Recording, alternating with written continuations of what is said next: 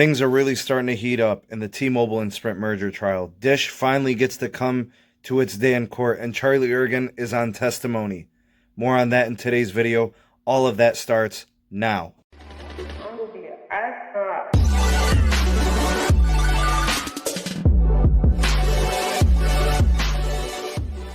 Hey, what is going on, guys? It is the SMT. Thanks for tuning in to watch this video. I've got your merger trial update. This is day 7. It's a big one. This one's got Dish written all over it. This one's got testimony from Charlie Ergen. Before we get into all the details, before we get into all the analysis, let's first do some shout-outs. Big shout-out to the patrons over on Patreon. Big shout-out to the Discord server. If you guys want to get involved with those communities, there's links in the description box below for those, as well as the Sneed Tech Twitter handle. And you can also check out the podcast. There are links there for all of those things. And, of course, if you are new, maybe you've first time coming across the channel, or you've been lurking and you haven't pulled the trigger yet, go ahead and hit that subscribe button and ding that notification bell so you never miss an upload from the SMT. Now, to get into trial day number 7 for the T-Mobile and Sprint merger trial, we have Charlie Ergen of Dish. He's going to be the highlight of today's video. He is the chairman of the company. The goal for him today, obviously, is to defend the merger. He wants to convince Judge Murad that, everything that he's doing on his side is in the best interest of his company as well as for the American people in serving as the new 4th carrier on a national standpoint. Obviously, the DOJ from the antitrust side has chosen Dish as the new carrier. This would be Carrier 4 to basically replace Sprint. Dish is also going to be purchasing low band from Sprint. I believe it's 850 megahertz. They're getting some divestitures of prepaid assets in the form of Boost Mobile, Virgin Mobile, and Sprint Prepaid proper. I believe those customers add up to about 9 million. They'll also be getting some tower sites, MVNO access on the new T-Mobile network as they build out their own network along with rolling out their 5G deployment. Now, Charlie Ergen has to clearly and specifically indicate that he's going to be an instant competitor. Right away compete nationally with the big 3. Long-term viability is also going to be questioned here. I think states would be wise to attack this, as well as looking at the pricing. To kind of get things started with today's proceedings, there was actually a delay this morning. It was supposed to start earlier in the morning, and then things didn't get going till afternoon. Also, I think they kind of started things with Kapoor, who is an individual that we named yesterday from the T-Mobile side. They started there bragging about 5G or something, and then Montana, coverage updates, no expansions, whatever. Anyways, all we care about is Charlie Ergen and Dish. So to get things going, some of the testimony. Charlie Ergen admits to building wireless networks as a very, very difficult task. Very hard to do, but he did say that Dish does have the spectrum to do it. When asked about hires and executives that would help him achieve the task, he said, "We have a strong community." He admits that we are lacking in some skills. Specifically, he mentioned R&D, research and development. And then he mentioned that he already had a hire in someone, the CTO of Sprint. Not really sure if that's a good idea. You probably don't want to name Sprint since they're kind of admitting to failure. But anyways, that's what he was speaking to. He was also quoted as saying, "We have hired a cloud guy.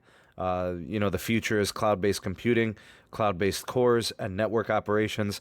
He did confess that we are not a perfect company. We have made mistakes. We have learned from those mistakes, and we will continue to learn from our mistakes. And he said that nothing that Dish has encountered or done or has happened is insurmountable. So he's trying to distinguish what Dish is going through compared to what Sprint is going through. He spoke to the IoT questions on network. There was a document from 2018 with the FCC, and he said that they were just being questioned because it was something that had never been done before. He went on to speak about why he objected to the merger initially. If you guys remember, I did a video on that back in the day. This is like a year and a half ago or something.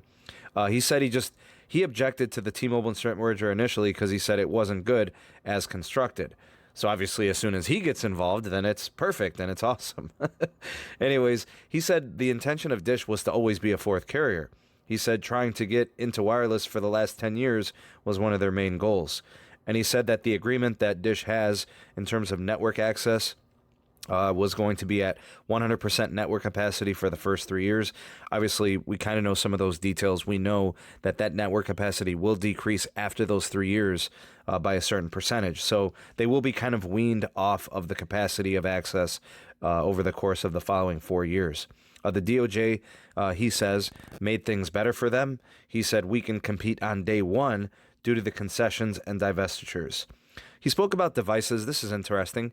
He said that, as long as the phones are unlocked from all those prepaid customers, Boost, Virgin, Sprint prepaid, he says they'll be able to serve them and bring your own device programs.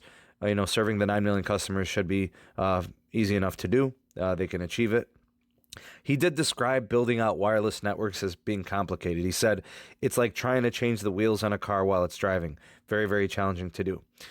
He also kind of dogged Sprint a little bit. He said that they've been, pretty much a failure as well. He said that they haven't been to a spectrum auction in 10 years, basically saying they don't have any growth and they haven't been able to participate in the competitive components of the wireless networks. He said that Sprint has about 50 plus million subs. He said that includes postpaid, prepaid, and wholesale customers. He described Sprint as being a laggard. For those of you, you know what lag is, slow progress, one who falls behind. He says 5G is really all that matters at this point, and they know that that's the future, and that's going to be the big push moving forward. Now, in terms of Dish operations, he said that they would be able to enter the market within 30 days of merger close, and he did say that there would be a 5G network in 2020 from Dish. In terms of pricing, when asked about that, he did say that they would be able to compete in the market. He would try to be somewhat cheaper than the other carriers in order to compete and gain customer and market share. He said that they will succeed, and banks believe in that, and he's confident in this. And he said that unless something like 9/11 happens, they know that the market will support them and they will succeed. I thought that was kind of extreme. Anyways, he spoke specifically about securing loans from banks. And he did mention a $10 billion loan they could obtain from Morgan Stanley, and also a separate $10 billion loan they could secure from Deutsche Bank and JP Morgan. So that means that would cover the initial purchase of prepaid Sprint, as well as the sites for the cell tower sites, as well as the spectrum, the low band. So that would cover everything.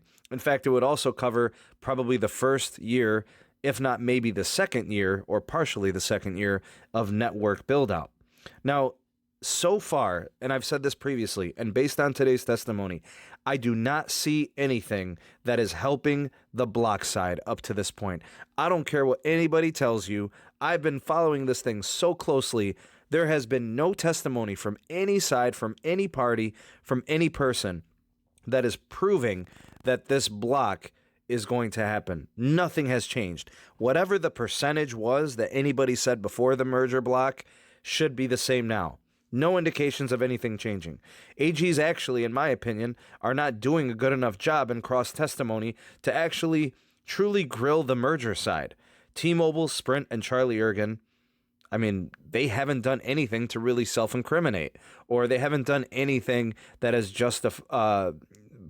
put any risk to the merger. And that's my opinion, but I've been following it closely, and I don't see anything pointing in that direction. We're probably going to see more from Charlie Ergen tomorrow. There's going to be some private meetings and some very confidential meetings between Charlie Ergen as well as Judge Marrero. That should be interesting. Something tells me that it's very confidential and sensitive because it has to do with future market and promotional things and how they're going to be doing, wireless business. So they don't want that to be public because of, competitive reasons. And, the one thing I will say, though, like I said, I don't think that this looks good for the merger block. I think things are looking good for the merger. I will say this. If the states want to do something, I'm telling you guys, what they need to do is put the fire to Dish, make sure that they account for what they're going to be doing with Boost and Virgin and prepaid customers.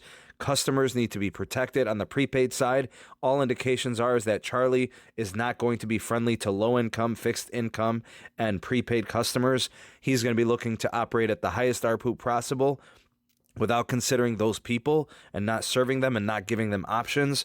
I'm really concerned about that. I side with Peter Adderton on this, the former, owner and operator and the founder of Boost.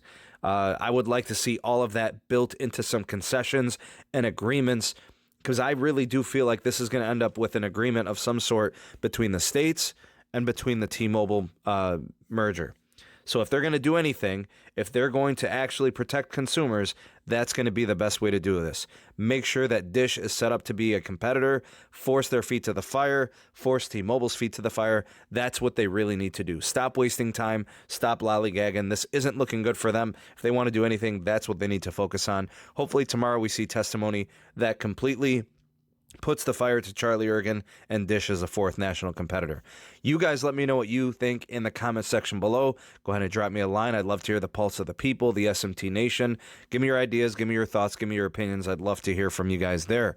And of course, if you haven't done so already, hit that subscribe button, hit that notification bell so you never miss an upload from the SMT. Check out some of these other videos that I've got posted here on these end cards, and you can catch up on all the news that have been going on with the merger trial, as well as other random videos. So hopefully you guys take advantage of that and enjoy those videos. That's it for this one.